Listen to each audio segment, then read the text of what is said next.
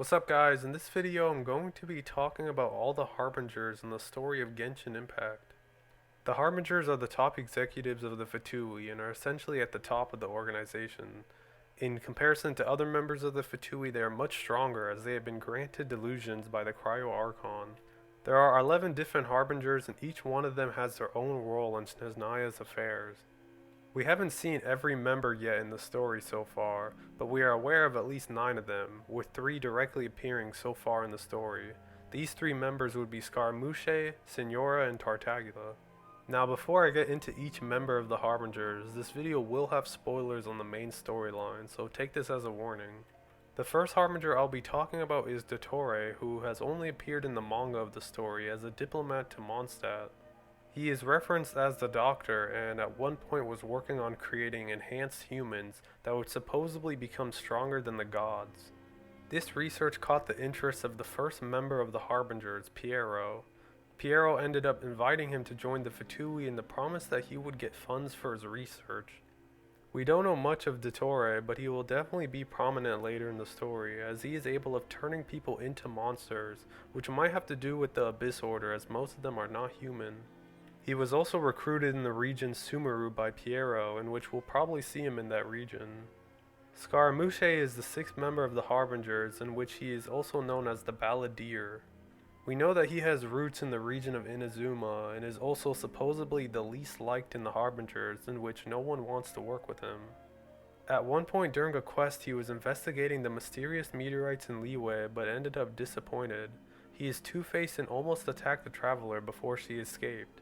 He most likely will appear during Inazuma, but we have not seen him in quite a while.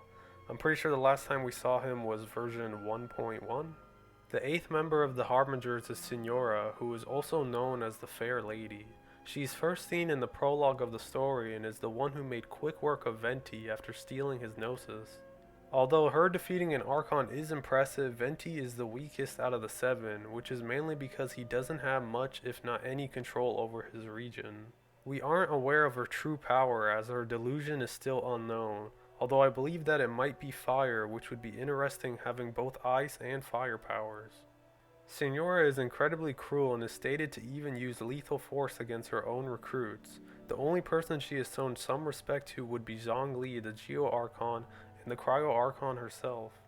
Tartaguela, who is also known as Child, is the earliest member to join the Harbingers, and is also the only playable one as of version 2.0. Even though he is the youngest one to join, his name is highly feared on the battlefield, and this is due to his lust of combat. His straightforward mindset makes him easy to manipulate, as he wasn't aware of Zhongli deceiving him. Although he has a Hydro Vision, his delusion is Electro and can boost his power and speed tremendously, as we see in the boss battle against him. In comparison to the other Harbingers we know of, he is much kinder to his subordinates. He's also the only one so far with a somewhat positive relationship with the Traveler. Pulchina is the 5th member of the Harbingers and is also known as the Rooster. We don't know much about him, but he was directly involved in the recruitment of Tartaguela. Capitano, Pantalone, and Sandrone are almost complete mysteries so far, and we know near nothing of them in the story. 2 of the members so far haven't even been named yet. The codenames given to the Harbingers may reference a part of their personality or even their role in the organization.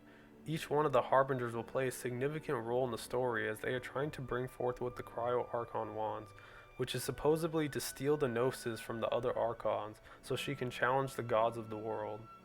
Anyways, I hope you guys enjoyed this video on the Harbingers, and I will catch y'all in a bit.